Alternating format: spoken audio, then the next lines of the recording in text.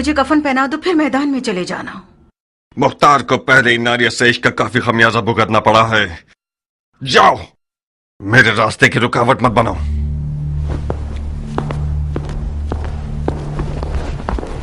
क्या हुआ नारिया? तुम तो कान लगाए हुए खड़ी थी मक्कार। सुन तो लिया, उसने इश्क का खमियाजा उठा लिया है। हाय तुफ है तुम्हारी मैयत पे नारिया। काश मेरा मुर्दा बाप वो ना होता जिस पर रसूल खुदा नाराज थे। गड़े मुर्दे क्यों उखाड़ रही हो नारिया? मुर्दे नहीं उखाड़ रही हूँ जारिया, दिल रो रहा है। मैं समरा इब्ने जुंदब के अलावा किसी की भी बेटी होती तो अपनी नजरों की तेजी से मुख्तार की ज़बान काट देती। अब भी कर सकती हो। नहीं हो सकती जारिया, तुम्हारी चचा जान के वसवसे ज्यादा कारी थे। वो मैदान में उतरना चाहते हैं।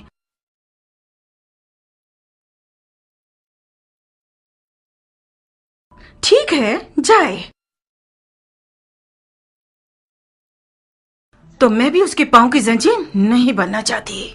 नहीं, बज़ाहिर शायद तुम्हें भी मुख्तार को जंगी लिबास में देखना बुरा नहीं लगेगा। हाँ क्यों नहीं। मुख्तार जंगी लिबास में दिलकश लगता है बनिस्बत किसानों के लिबास के। जब वो अपनी दाढ़ी छोटी करता है तो और भी मगरूर लगता है। नारिया, तुम क्यों हसद नहीं करती? मुख्तार का जंगी लिबास तुम्हारा दुश्मन है। उस बात से डरो जो तुम्हारा घर उजाड़ सकती है। वाकई? जरा सोचो नारिया, मुख्तार मैदान में जाएगा तो सिर्फ हसन के दुश्मनों का दिल ही नहीं दहल जाएगा, बल्कि अरब की काली आंखों वाली लड़कियों की एक बहुत बड़ी तादाद उसमें मरती है और गश खाती है।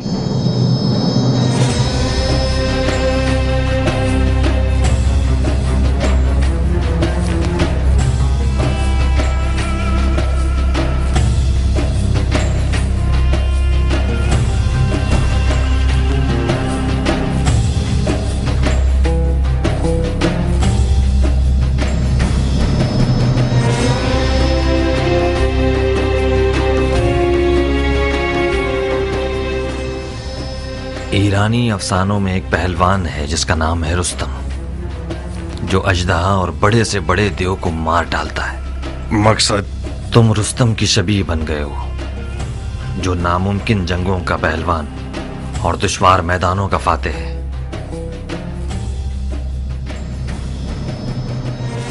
मैं हमेशा अपने ख्यालों के रुस्तम को तुम्हारे जैसा देखता था।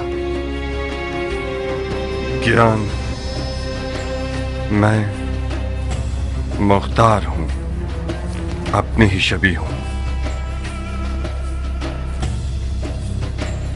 अगर तुम्हारी कहानियों का रुस्तम भी आ जाए तो इन हिजड़ों की जमात के साथ नहीं चल पाएगा। हालात जैसा मैं सोच रहा था उससे ज्यादा नाजुक हैं। वो हाथ जो गोद में सोना रखता है, उसकी मुट्ठी में छुपा हुआ खंजर भी होता है। इस बार मुआविया ने अपनी बेटी को सोने के जहेज के साथ नेज़े पर बुलंद किया है।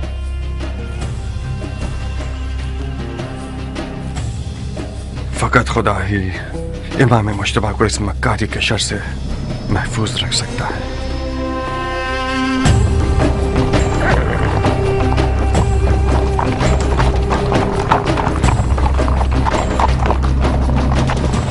हाकिम बुजुर्ग के हुक्म से हजरत वाली मुख्तार ने लड़ने के लिए कमर कस ली है, ताकि गलती करने वालों और बागियों की गर्दन तोड़ सके।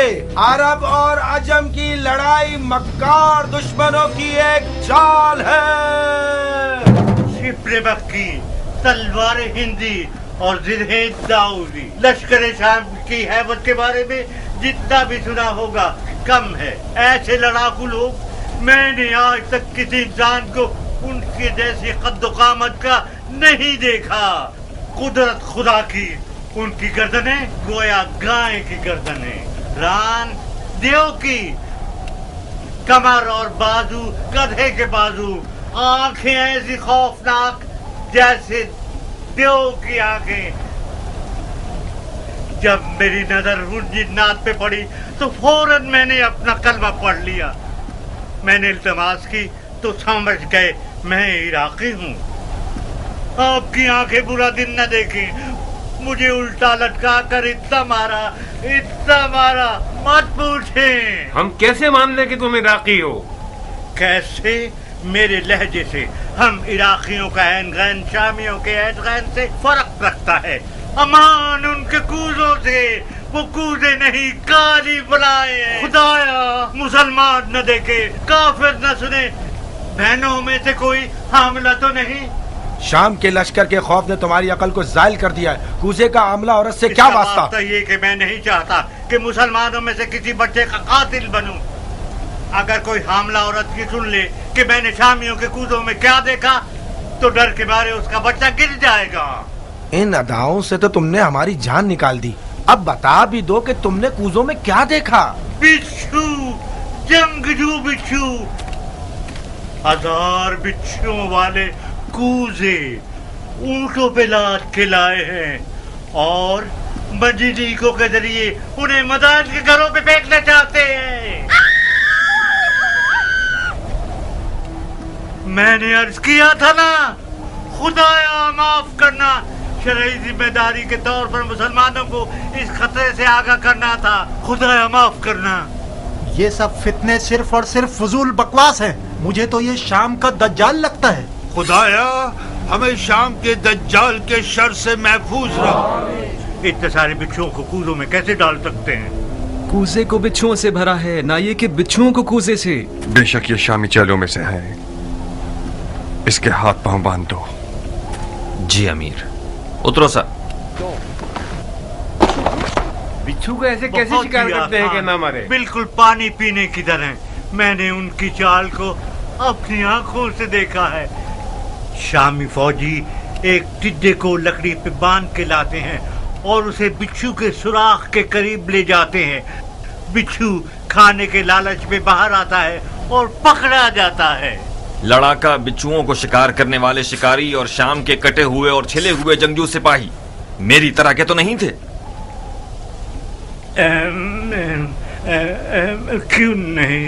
क्यों नहीं, शक्लो है फिर तुम उनसे कम नहीं हो, मगर कद्दो कामत में उनके 1/3 भी नहीं हो। अगर गलती ना करूं तो कहीं देखा है मैंने। हाँ। बेगैरत, तुम्हें शर्म नहीं आती इन किस्से कहानियों से लोगों को वहशत में डालते हो? अपने शहरों दियार के लोगों की बेघरी को कितने सिक्कों में बेचा है तुमने खयानतकार? नमक हराम के हाथ कट जाए उससे सही तरह पेश आओ। तुम्हारे हाथ नमक हराम नहीं है, खयानतकार है। मैं इन्हें काट दूंगा। इन झूठों के इसके हाथ पांव बांध दो। आप लोगों को मारना चाहते हैं। ये लोग आप सबको अपने ऊपर आने वाली बला के सामने ढाल के तौर पर इस्तेमाल करना चाहते हैं। मैं लोगों का सौदा कर रहा हूँ, या तुम लोग जो एक भी सीधी आंच तुम्हारे पेट पे नहीं है, जंग की खबर को क्यों छुपा रहे हो? इराक के लश्कर का हार मानना झूठ है या हसन इब्ने अली का जख्मी होना? जब इन्हीं बिच्छुओं में से एक तुम पर छोड़ूंगा ना, तब तुम्हें पता चलेगा कि तुम्हारी क्या जिम्मेदारी थी। ले जाओ इसे। लोगों, इराक के लश्कर में सिर्फ चंद बेजान, अंधे, बहरे और बूढ़े बचे हैं जो साबात में मलकुल मौत का इंतजार कर रहे हैं। ए लोगों, शामियों की नई चाल को उनके चेले की जबान से सुन लिया आप लोगों ने। अब कुछ जुमले अमीर मुख्तार सकफी से सुन लीजिए, जो आज से मदाइन के मामलात और उमूर के जिम्मेदार हैं।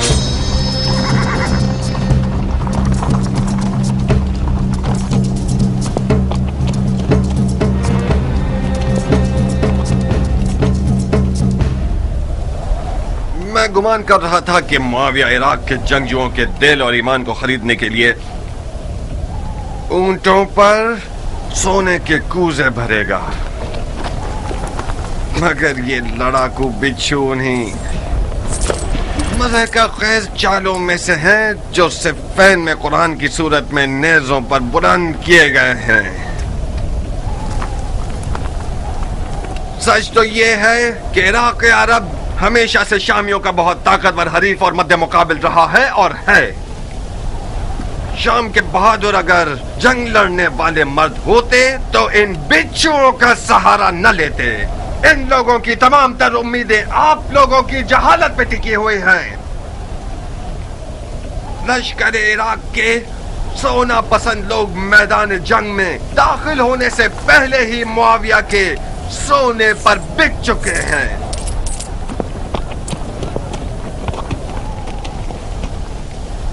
ऐ लोगों, मुश्तबा जख्मी हो गए हैं। मैदान जंग में नहीं और न ही शाम की फौजों के हाथ से, मौला रात की तारीकी में खवारिज की तैगे जफा से मजरूह हुए हैं।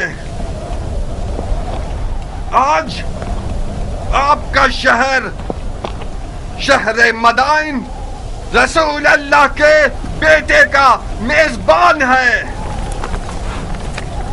और शुक्र खुदा कि उनका जख्म ठीक हो रहा है और बहुत जल्द बिस्तर से उठकर मुआविया के इन हीलों का मुंह तोड़ जवाब देंगे। और मैं मुख्तार सक़फ़ी आज से ये कसम खा चुका हूं कि आज से हर खाइन और मशकूक आवाज को नुत्फे में ही मार डालूंगा। और ये शहर, शहर मदाइन, आपके शहर को खुदा की मदद से ऐसे शामियों के चेलों से पाक कर दूंगा।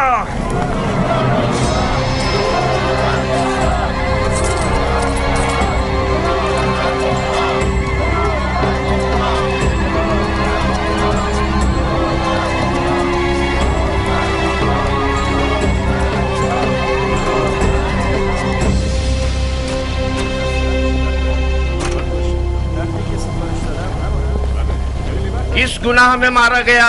ऐ मदाइन के लोगों, किस गुनाह के जुर्म में आप लोगों को एक बेहुदा जंग का लुक्मा बनाना चाहते हैं?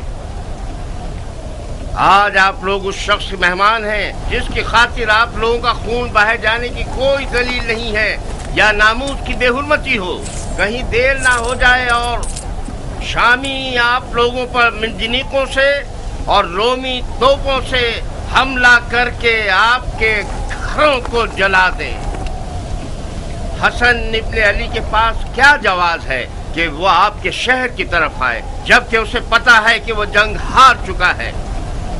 मैं उन मुजाहिदों के मजमे से आ रहा हूँ जो अपने शहीद भाई जरा इब्ने सनान के अज़ादार हैं।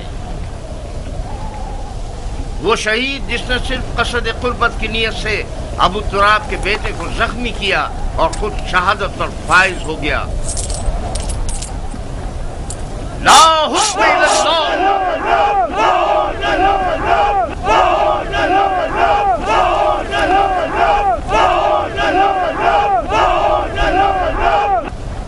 भाइयों, शरीयत मोहम्मदी में कहाँ ये लिखा है कि ईरान और रोम जैसी हुकूमतें विरासतों की जद में रहे?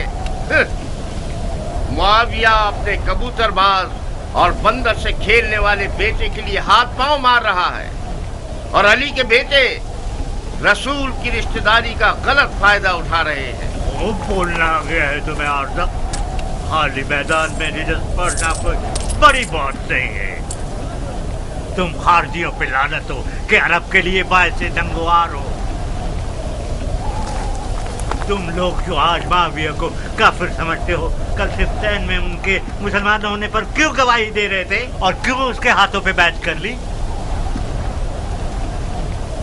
सुन रहे हो भाइयों, हम पर तोहमत लगा रहे हैं कि हम दीन से खारिज हो गए, जबकि शरीयत मोहम्मदी पर वफादार तरीन उम्मत हम हैं।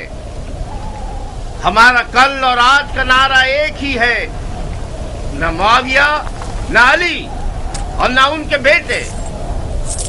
जब तक ये लोग हुक्मरान रहेंगे, भाई भाई की जंग बपा रहेगी और मुसलमानों के जिस्म के टुकड़े खाक पर गिरे होंगे और मुस्लिमीन के दरमियान फितना रहेगा। खुदा की कसम, जब तक ये सारे फितने बाकी हैं, जिहाद से बढ़कर कोई फजीलत नहीं। अल्लाह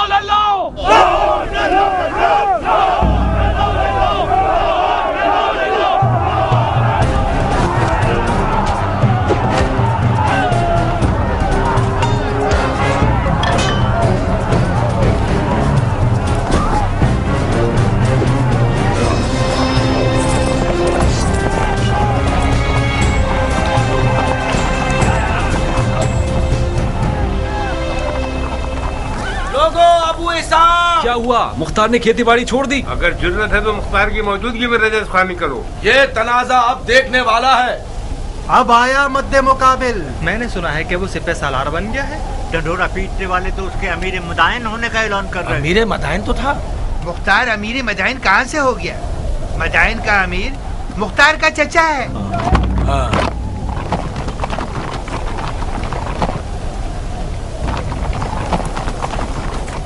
अजीब बात है कि चमगादड़ दिन के उजाले में मैदान में निकला है। जहाँ तक मैं जानता हूँ चमगादड़ रोशनी से डरता है और रात की तारीकी में शिकार के पीछे भागता है। तुम तो गैर जानिबदार थे और इस भाई भाई की जंग के खिलाफ थे अबू इसहाक। इसका मतलब है तुम्हें भी फरेफ्ता कर लिया है उन लोगों ने। तुमने किस लालच में अपने दीन को दुनिया के बदले बेच दिया मुख्तार? बादशाही इराक के बदले? कैसे? जानते हो क्यों मैं बकौल तुम्हारे इस भाई भाई की जंग में किसी की हिमायत नहीं कर रहा था? इसकी दलील इस अदालत पर गुस्सा है जो तुम जैसे हैवानों को भौंकने और पंजा मारने का मौका देती है, और तुम लोग अवाम के दरमियान अपने जाहिलाना अफकार को चिल्ला चिल्ला कर फैलाते हो। खवारिज मेरी नजर में काफिर हर्बी हैं जिनका खून बहाना हलाल है, चाहे वो तलवार खींचे या न खींचे। फकत इस बार तुम लोगों के खून से गुजर रहा हूँ। हुक्म काज़मीन अल-गैज़ व आफ़ीन अनिन नास की इताअत करते हो। अब तुम लोग दफा हो जाओ और मेरी नजरों से दूर हो जाओ। एक और बार तुम लोगों को मैंने देख लिया, तुम्हारी माँ को तुम्हारे गम में रुला दूंगा। जाओ और इस पैगाम को अपने खबीस दोस्तों तक पहुंचा दो। क्या तुम्हारी तलवार भी तुम्हारी जबान की तरह रजस खानी करती है इराक के मुस्तकबिल के बादशाह?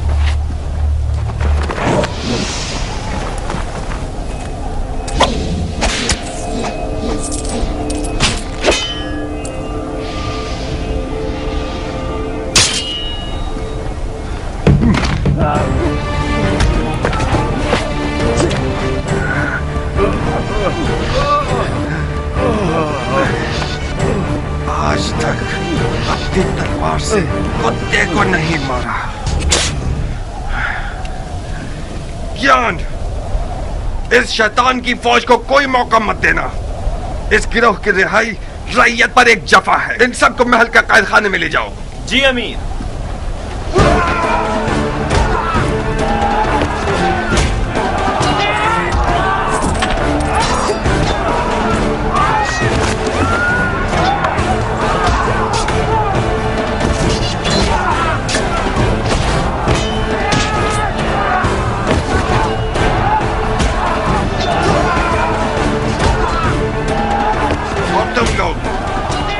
अच्छी तरह से कान खोल कर सुन लो। आज के बाद कोई भी तलवार या लकड़ी या छुरा वगैरह लेकर शहर में शोर और बलवा बर्पा करेगा, वो मेरा दुश्मन है, मुजरिम है, चाहे वो अरब हो या ईरानी, उमवी हो या अरबी। आज के बाद मदाइन में अमन और अमान का जिम्मेदार मुख्तार है और कोई नहीं। चोर चोर चोर।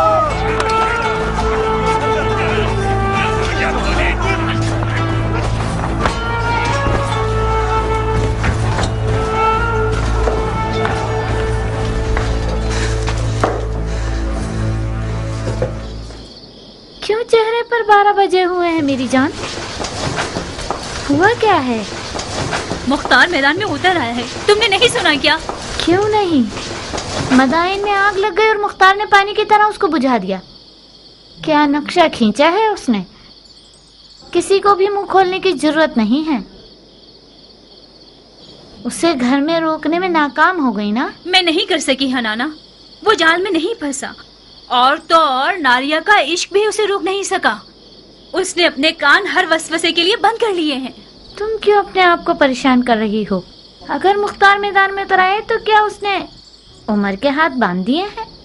जब उमर इराक का बादशाह बनना चाहता है तो फिर तो उसे मुख्तार की रुकावटें हटानी पड़ेंगी। क्या वो ऐसा कर सकता है हनाना? अगर तुम चाहो तो कर सकता है। अब उसने कौन सा ख्वाब देखा हुआ है? अच्छा ही देखा है बेटा। उमर और मुख्तार बचपन से ही दोस्त हैं। मामले को मिलकर हल कर लेंगे। इधर आओ, अगर तुम सुनोगी तो तुम्हारे होश उड़ जाएंगे कि उसने तुम्हारे लिए कौन सी चाल सोच रखी है। इन रगने वाले मजूसियों को कत्ल कर दो।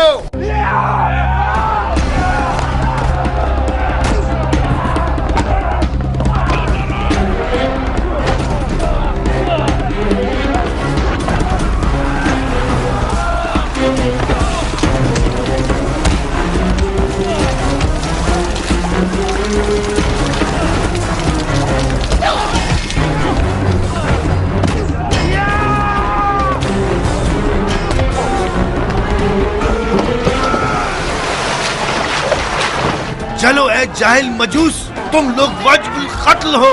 तड़पो और तड़पो। हक किसके साथ है? हाँ, मुआविया या अली? हर जाए से नसब पर असर वो सिर्फ यादव जो मुआविया के कुत्तों की खुराक में से लेकर आया। हक उसके साथ है जिसके पास सोना है या खुदा की ताकत।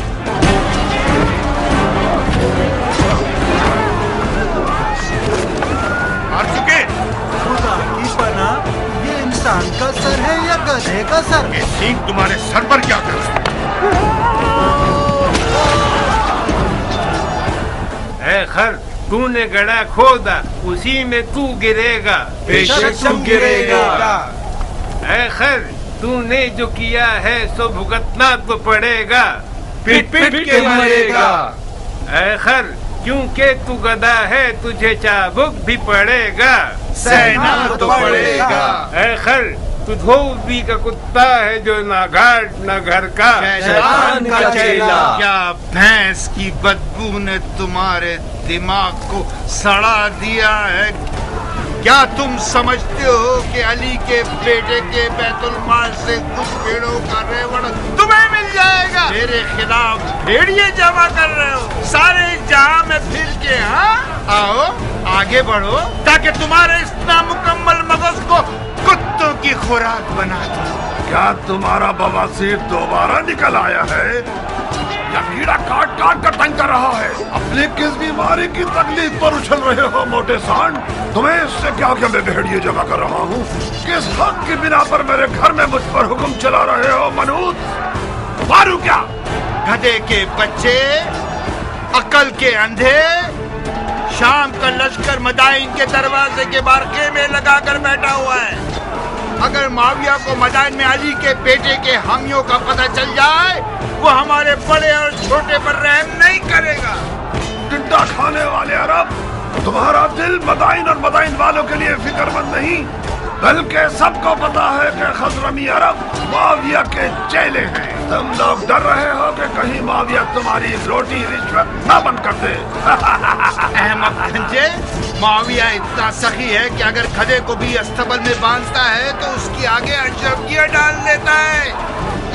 तुम जो अली के बेटे की मोहब्बत का चर्चा करते हो, वो तुम्हें कौन से फूलों का हार बना देगा? गधे कहीं के। अली के बेटे की अदालत के लिए यही बस है कि वो अरब और अजम को एक निगाह से देखते हैं।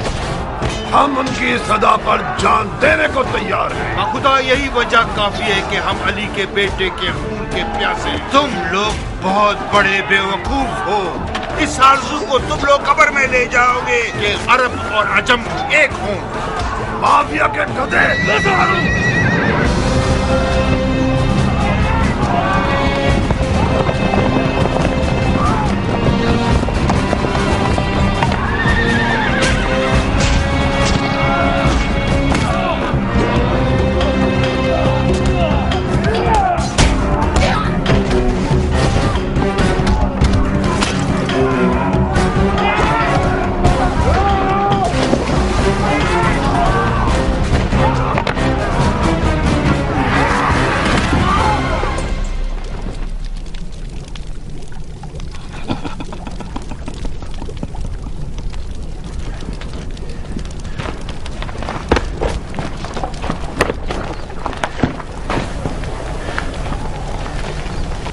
अरब लोग किस कबीले से हैं?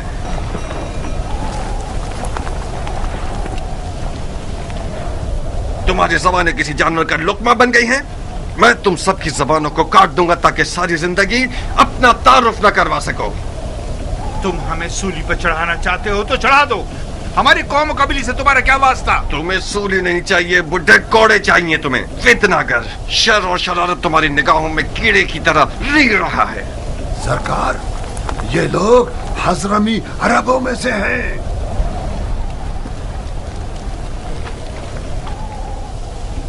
तुम अजमों के किस शाखे से हो? दीलम के अजमों में से हूँ।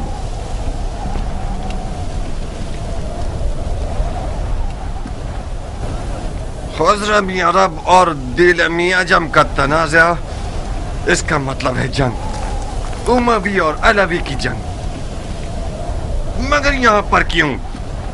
मदाइन में रंगने वालों के बाजार में क्यों?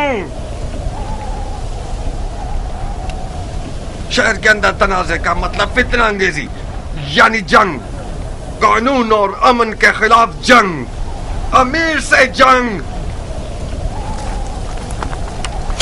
आज इस शहर का अमीर मैं हूं। लड़ने के लिए मर जाता हूं मैं।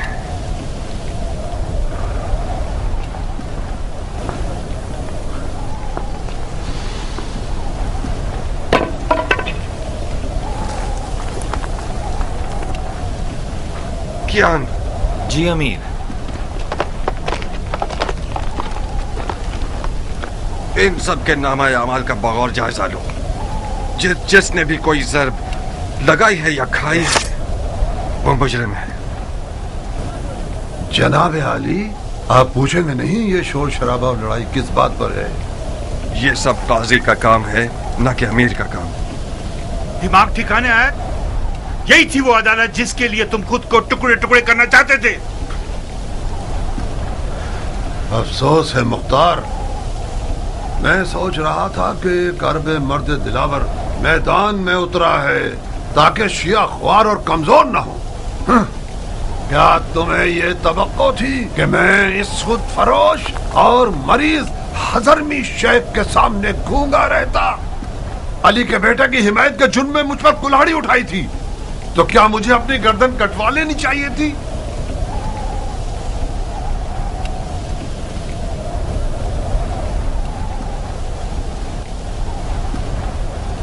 जो बरहक है वो अदालत और काजी के फैसलों से डरता नहीं है।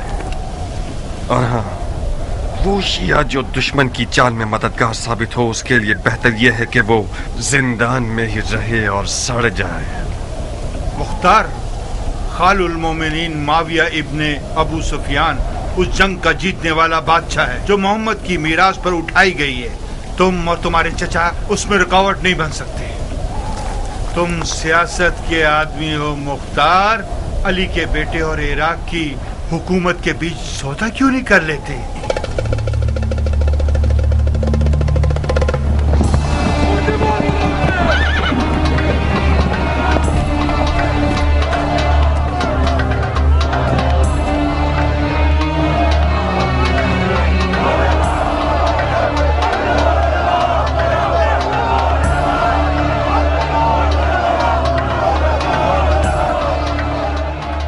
जिंदान क्यों नहीं ले गए? हमने चाहा कि इन लोगों का तमाशा देखें। इससे क्या होगा? इन लोगों की गिरफ्तारी उन लोगों के लिए इबरत है जो अब तक आजाद है। लोगों की आबरू से खेलते हो?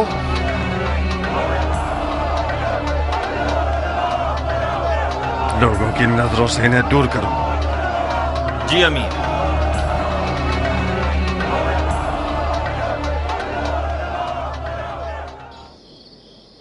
आप लोगों की तवज्जो चाहता हूं भाइयों। शायद अपने भतीजे की मदद से आप लोगों की जरूरत को चंद दिनों के लिए हल कर सकूं। ये मेरे भतीजे मुख्तार हैं। अस्सलाम वालेकुम ए मुख्तार। वालेकुम अस्सलाम। बैठिए। अस्सलाम वालेकुम। वालेकुम अस्सलाम। अस्सलाम वालेकुम। वालेकुम अस्सलाम। अबू उबैद के बेटे मुख्तार के बारे में बहुत कुछ सुना। मुझे फख्र है आपसे मुलाकात पर। ममनून और मशकूर हूं। बैठिए। खुदा रहमत नाजिल करे गुज़िश्तगान पर। जैसे ही दरवाजे से अंदर आए हो मुझे ऐसा लगा कि मेरा भाई अबू उबैद आया है। तुम्हें पता है इस लिबास में किस कदर उसकी शबाहत रखते हो। मरहबा मेरी जान, तुमने मेरी इज्जत बढ़ा दी। तुम्हारी खबरें एक एक बारीकी के साथ मुझे मिल रही थी। क्या ज़रबेकारी लगाया है तुमने। मैंने सुना है कि मुफसिदों ने अपने हाथ मलना शुरू कर दिए हैं। खुदा का शुक्र है कि हालात पुरअमन हो गए हैं। अब तमाम सिपाही हालात पर मुसल्लत हैं। मरहबा मेरी जान। हम इन वाकयात से पहले जो भी कुछ अपने अंबार हुकूमत में रखते थे वो इमाम के हुक्म पर बेच दिया। इस वक्त हुकूमत के मौजूदा अंबार मेरे हाथ की हथेली के जैसे हैं, साफ और पाक। बहरहाल मैं मदाइन के मालदार बाशिंदों की मदद से नाउम्मीद नहीं हूं। आप लोग साबात जाइए। मैं कोशिश करूंगा कि सबसे पहले काफिले के साथ कुछ जरूरी अशिया और खाना वगैरह भिजवा दूं। खुदा आपकी इज्जत और जाहो मकाम में इजाफा फरमाए। अगर इमाम के पास आप जैसे 10 अफराद होते तो आज वो मुसीबत में ना होते। मगर मशीयत इलाही का क्या होगा भाई? शायद इस मुसीबत में वो रहमत छुपी हुई हो जिससे हम बेखबर रहें। आज मिसाल इमाम मुज्तबा रसूल खुदा की कल की हिकायत की जैसी है जो उहुद में हुई। उहुद की शिकस्त की एक बरकत यह थी कि उसके बाद मुसलमान बेदार हो गए। बिल्कुल सही। चलने की इजाजत देंगे?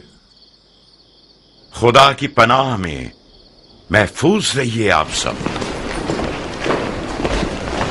जनाब मुख्तार, आप इराक के नामी गिरामी बहादुरों की नस्ल से हैं, दलेर और बहादुर मर्दों की नस्ल से। आपकी जगह नबी के फर्जंद के पास खाली थी। हमें फख्र होगा कि हम आपके हमरा तलवार चलाएं। जो खुदा चाहे सरदार,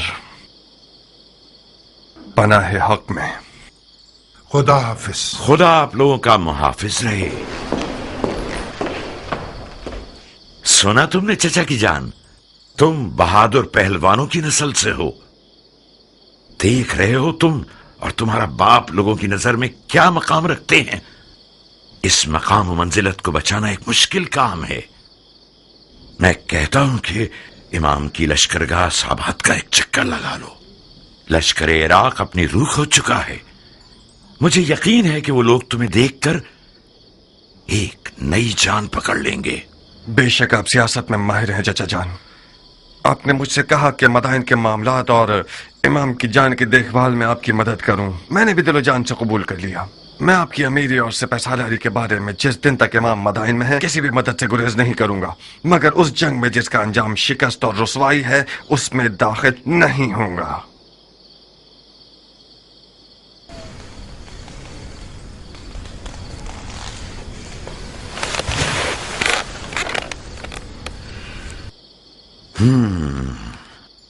इसका मतलब है कि जो कुछ हुआ उसका अजाला नहीं करना चाहते। नहीं चाहता नहीं, बल्कि नहीं कर सकता। क्यों नहीं कर सकते?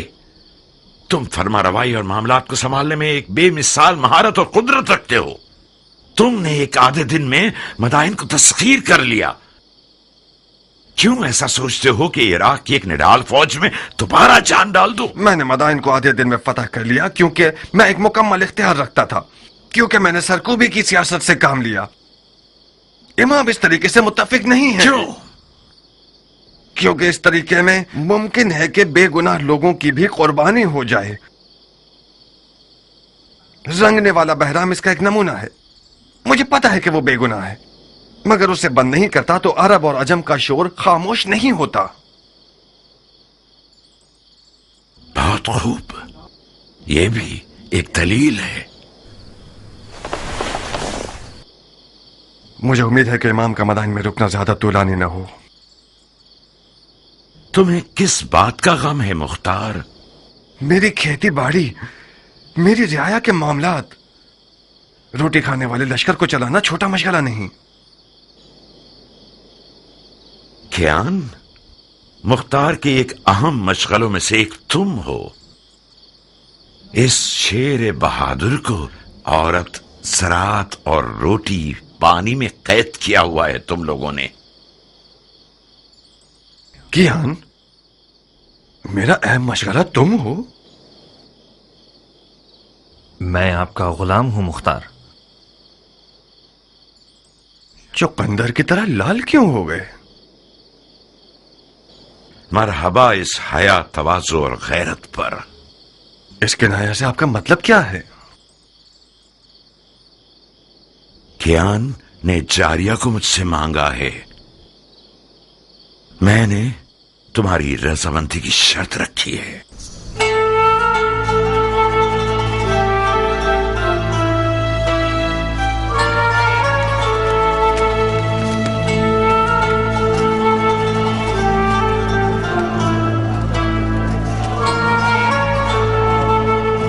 क्या तुम नाराज हो गए हो अबू इसहाक? हमारी दोस्ती के बारे में सोच रहा था। कुछ गलत तो नहीं सोचा ना?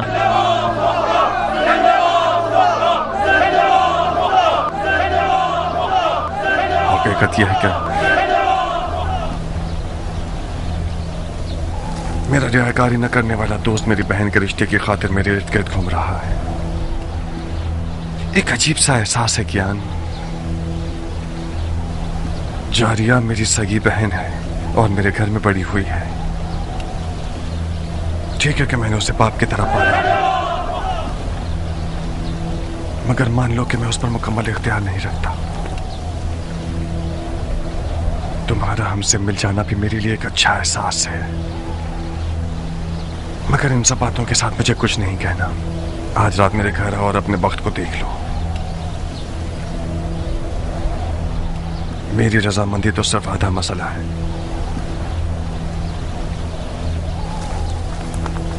मगर हतमी जवाब जारिया देगी न कि मैं।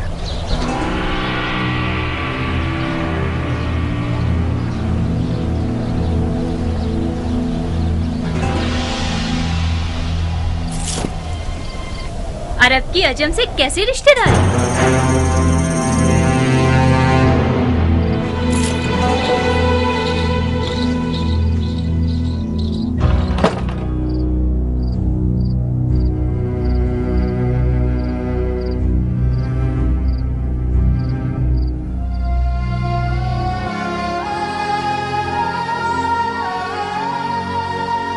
मैं शर्मिंदा हूं कियान। मुझे उम्मीद है कि हमारी दोस्ती पर शक नहीं करोगे। तुम्हारा दुश्मन शर्मिंदा हो अबू इसहाक। तुम्हारी दोस्ती मेरे लिए एक ऐसा शहद है कि कोई भी तलखी और तेजी इसकी मिठास को जायल नहीं कर सकती। आपसे रिश्तेदारी मेरे लिए एक गहरी मिठास का बायस थी जो कि बदकिस्मती से ना हो सकी। इस लड़की की लापरवाही और बेअदबी बेजवाब नहीं रहेगी।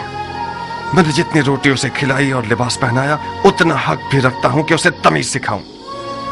मरहबा मरहबा उम्मे साबिक, क्या बिच्छू आस्तीन में पाला है तुमने। मेरी हुर्मत जहन्नुम में जाए। ये होती है मेहमान नवाजी।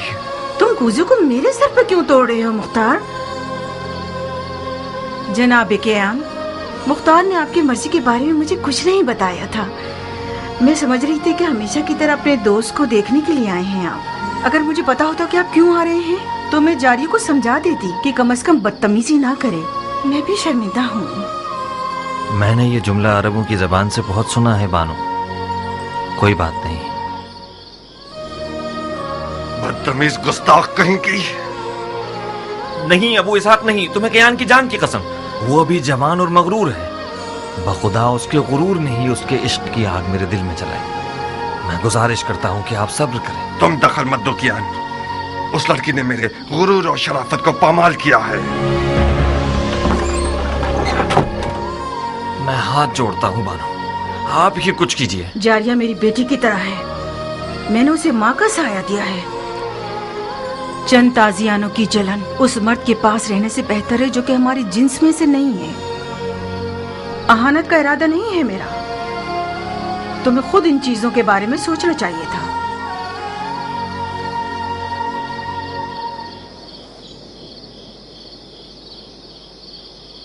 मुझे यकीन नहीं आ रहा कि तुम वाकई उसी मर्द के बेटे हो जिसने सबसे पहले ईरान पर हमला किया। उस मर्द के बेटे जो बहादुरों को जेर कर देता था। उस हाथी के शिकार करने वाले के बेटे जिसका अंजाम ये हुआ कि एक ईरानी हाथी के पांव के नीचे आके मर गया। तुम उस बाप के बेटे होते तो तुम्हारा गारतगर दोस्त एक बेनामो निशान ईरानी ना होता। अपने मुंह से ज्यादा बड़ी बात कर रही हो बदशक्ल बेअदब लड़की। मैं अपनी औकात के मुताबिक बात कर रही हूँ मुख्तार। मैं एक अरब की बेटी हूँ, अबू उबैद सकफी की बेटी, जो अपने आप में एक लश्कर था। तुम अब तक मुझे उस यतीम बच्चे की नजर से देखते हो जिसके भाई ने उस पर एहसान किया और उसे बड़ा किया। तुमने मेरी कफालत की ताकि मेरी जान का सौदा करो। तुम अगर मेरे दिलसोज भाई होते तो इस तौहीन को मेरे हक में कभी कबूल न करते। तुमने कैसे कबूल कर लिया कि एक बेनामो निशान ईरानी अरब की तमाम तर रस्मों को पामाल करके अपनी हवस की नजर कर दे मुख्तार? फजीलत किसी कौम, नजाद और कबीले से नहीं है नाफहम लड़की। हम मुसलमान हैं। उस ईरानी के बारे में क्या जानती हो जो इस कीने और बुग़्ज़ के साथ उस पर हमला कर रही हो? तुम एक ना से भी उसे जवाब दे सकती थी। उसने मेरी तौहीन की और मैंने भी उसकी तौहीन का जवाब दे दिया। मुझे यकीन आ गया कि जाहिल अरब का खून तुम्हारे रगों में जारी है। गौर से सुनो जारिया, अब तक मैं समझ रहा था कि हलाल लुक्मा तुम्हारी वहशियाना खुल्क और खूब को बदल सकता है। आज के बाद से तुमसे उन जाहिल अरबों की जबान में बात करूंगा, उन्हीं तैग व तबर की जबान में जिन पर इस कदर नाच रही हो। तुमने मेरे दस्तरखान पर कद निकाला है, बस तुम मेरी कनीज हो। अब तक भी यही था। तुमने हमेशा से एक बुरी नजर से मुझे देखा है। तुम मेरे मालिक हो ना कि भाई। चाहो तो जिस भी कीमत पर दिल चाहे अपने उस ईरानी दोस्त के हाथों बेच दो मुझे। कियान को दुल्हन चाहिए, बिच्छू नहीं। मैं तुम्हें कभी भी नहीं बेचूंगा। इस कदर कुंवारी रहो, इस कदर कुंवारी रहो कि तुम्हारे सर के बाल तुम्हारे दांतों के रंग के हो जाएं।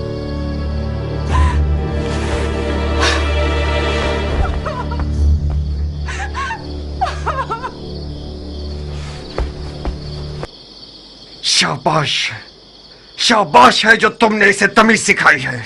मैंने उसका साथ नहीं दिया मुख्तार। जारिया एक तन्हा लड़की है। आज उन लड़कियों की खुशनसीबी के बारे में बात कर रही थी जो जिंदा दफना दी गई हैं।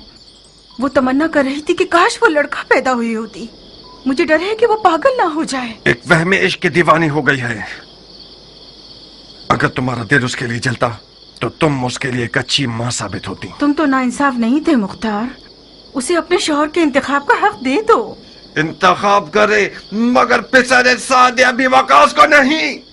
मेरे लिए ये नंगवार का बायस है कि मेरा बहनोई उम्र साद हो। नारिया,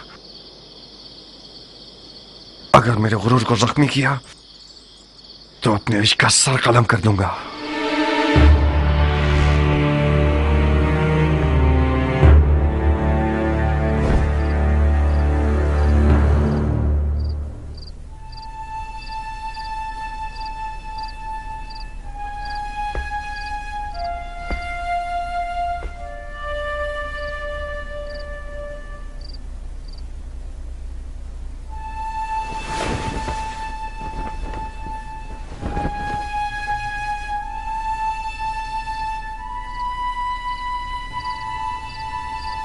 देखा अरब का आजम से क्या रिश्ता है।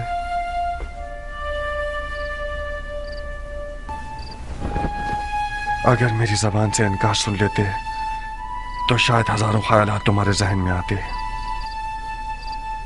मैंने सोचा कि तुम ना का जवाब खुद उस सरफिरी और पागल लड़की के मुंह से सुनो। वो मुख्तार जो मैदान जंग में एक नारा लगाकर फौज को डरा देता है और उनके तन बदन में रोंगटे खड़े कर देता है, उसकी अपने घर की हुकूमत में एक चूहे जितनी अहमियत नहीं है।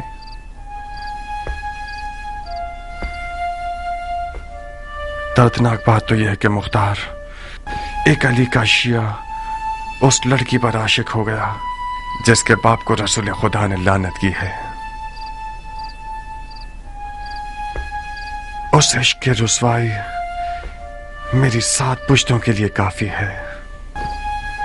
नहीं किया, तुम नहीं।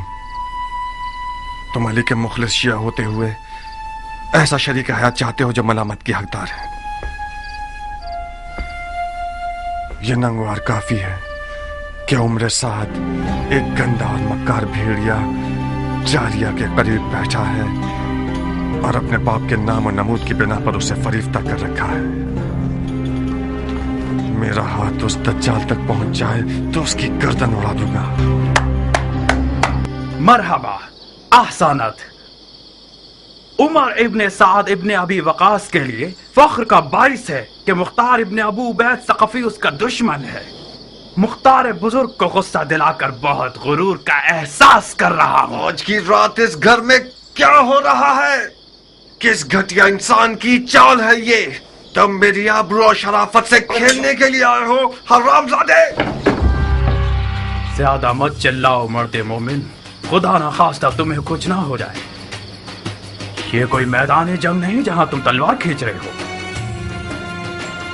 गिलाफ में रखो इसे, मैं मेहमान बनकर आया हूँ। उस मेहमान पर तलवार खींचना जो निहत्ता हो, ये कोई जवां मर्दी नहीं है। जिस निजासत ने इस घर को नापाक किया है, सिर्फ कौन से पाक हो सकती है। आज की रात ये घर हम दोनों में से एक का घर है। मैं ये नहीं चाहता कि लोगों में ये बात फैल जाए कि उम्र साद अपना दिफा भी नहीं कर सकता था और मुख्तार ने उसकी जान ले ली। मैं तुम्हें मौका देता हूँ कि जो खंजर कमर पर बांधा हुआ है उससे अपना दिफा करो। इसका मतलब है मैंने तुम्हारे बारे में जो फहम फरासत का सुना तो वो मुबालगा था। ज़रबी, जाओ मुख्तार के चचा को खबर दो जल्दी। जी बानो। मेरा जुर्म मालूम करने के बाद मुझे मारना नहीं चाहोगे? तुम्हारे जुर्म को तुम्हारी कब्र पर लिख दूंगा। अपना दिफा करो। मैं जारिया का हाथ मांगने आया हूँ, जंग करने नहीं। जारिया तक पहुँचने के लिए तुम्हें मेरी लाश से गुजरना होगा। मैं तुम्हें नहीं मारूंगा क्योंकि मैं जारिया के आंसू नहीं देखना चाहता। नारिया, मैं तुम्हारे आगे हाथ जोड़ती हूँ, सिर्फ तुम मुख्तार को ठंडा कर सकती हो। मैं डर रही हूँ जारिया, वो आज रात बहुत जख्म खा चुका है।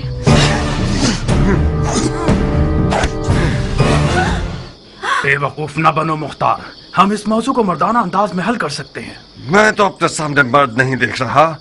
तुम अगर मर्द होते तो आले उमैया की दरगाह में किसी कुत्ते की तरह न भौंकते। मुआविया ने तुम्हारे बाप को जहर से मार दिया और तुमने बजाय इंतकाम के अबू सुफियान के बेटे के हाथ पांव चूमने शुरू कर दिए। जो अपने बाप के खून पर थूके वो उस हैवान की तरह है जो अपने ही मुर्दगान का गोश्त खाकर अपना पेट भर लेता है। खंजर निकालो, लाश खाने वाले नामर्द, अपना दिफा करो।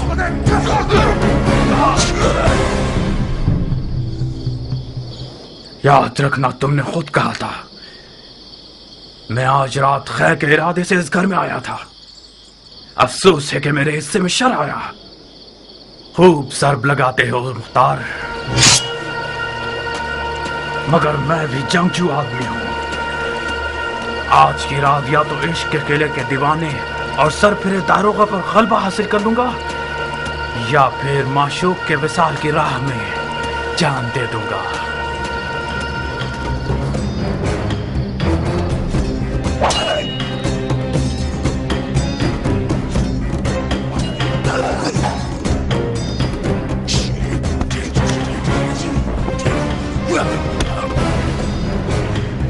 नारिया, इससे पहले कि वो अपने इश्क को मार दे, कुछ करो। इस जंग का अंजाम सो का लिबास है जो हम दोनों में से कोई एक पहनेगा। मेरे भी हाथ पांव फूल रहे हैं जारिया। अब तक मुख्तार को मैंने इस हाल में नहीं देखा था। तेरा पांव टूट जाए ज़रबी, कहाँ चले गए? फकत सईद ही इस जंग की आग को बुझा सकते हैं।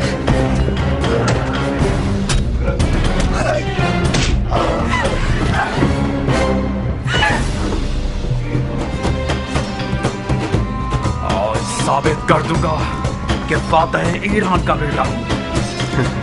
ईरान के फातह सरदार के बेटे, अगर जरा बराबर भी कोई इज्जत तेरे लिए बची है तो वो तेरे बाप की तरफ से मीरास है।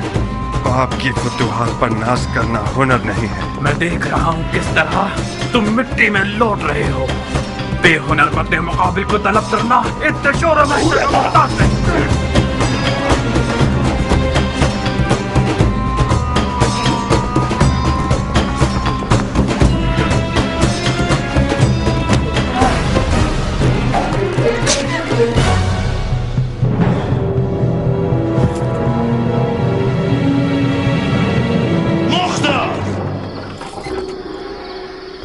रुक जाओ चचा की जान।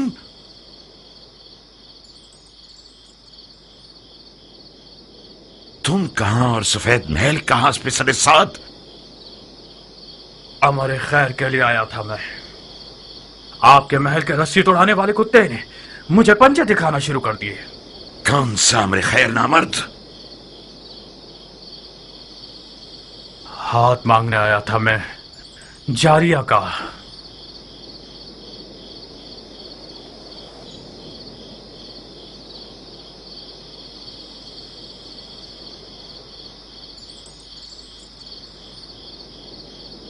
जो खुद गधा होता है वो दूसरों को भी अपनी तरह गधा समझता है। हाथ मांगे जाने के भी कुछ रस्म मरासिम होते हैं। तुम घर वालों की इजाजत के बगैर, दक्कुल बाप के बगैर, और वो भी उस रात में जब सफेद महल रसूल खुदा के बेटे का मेजबान है, इस हुकूमती महल में आए हो ताकि लड़की का हाथ मांगो? तो कहां गलती की है मैंने? इजाजत के बगैर इसलिए आया हूं क्योंकि जानता था कि मुझे खुशामदीद नहीं कहा जाएगा। दरवाजा नहीं खटखटाया क्योंकि मुझे पता था कि दरवाजा मुझ पे नहीं खोला जाएगा। आज की रात ये महल रसूल खुदा के बेटे का मेजबान है, तो मैं भी तो रसूल खुदा की सुन्नत हसना पर अमल करने के लिए आया हूं। कहीं न कहीं गलत बयानी से काम ले रहे हो उमर। हमने हुक्म दे रखा था कि जो कोई भी बगैर इज़्न दुखूल दाखिल हो जाए उसका खून बहा दिया जाए। तुम कैसे इस महल में घुस आए और अब तक जिंदा हो? खूब, ये तो मेरा एक बाल बुलंद था कि मैं अब तक जिंदा हूं, और ये देखिए मेरा खून भी बहा है। तुम्हारा एक बाल बुलंद नहीं था। एहतमाल इस बात का है कि हमारे महल की दीवारें मजबूत नहीं थीं। शायद हमारे दरवाजे का मुहाफिज किसी दिरहम और दीनार की थैली से कमजोर पड़ गया हो। जल्द पता चल जाएगा कि रिश्ता मांगने के बहाने के पीछे कौन सी गलत नियत छुपी हुई थी। डाल दो इसे कैदखाने में। तुम तो एक अक्लमंद और बातकवा मर्द हो हजरत वाली। किस अदालत पसंद दलील के तहत मुझे कैद कर रहे हो? अभी कोई हुक्म सादिर नहीं हुआ है। तुम चंद दिनों के लिए महल के मेहमान हो। जनाब वाला, अली के बेटे के लिए कोई दरो दीवार बचे ही नहीं है जिन्हें मुझे फतह करना पड़े। आप खामखा शक कर रहे हैं। यही तो तुम गलतफहमी के शिकार हो गए हो। मैं जब तक रसूल खुदा के बेटे का मेजबान हूं, ये तहैया कर चुका हूं कि शामी शैतानों के तरीके पर हुकूमत करूं। अगर कोई दलील हुई तुम्हारे पास तो मैं मुहाकमे में सुनूंगा।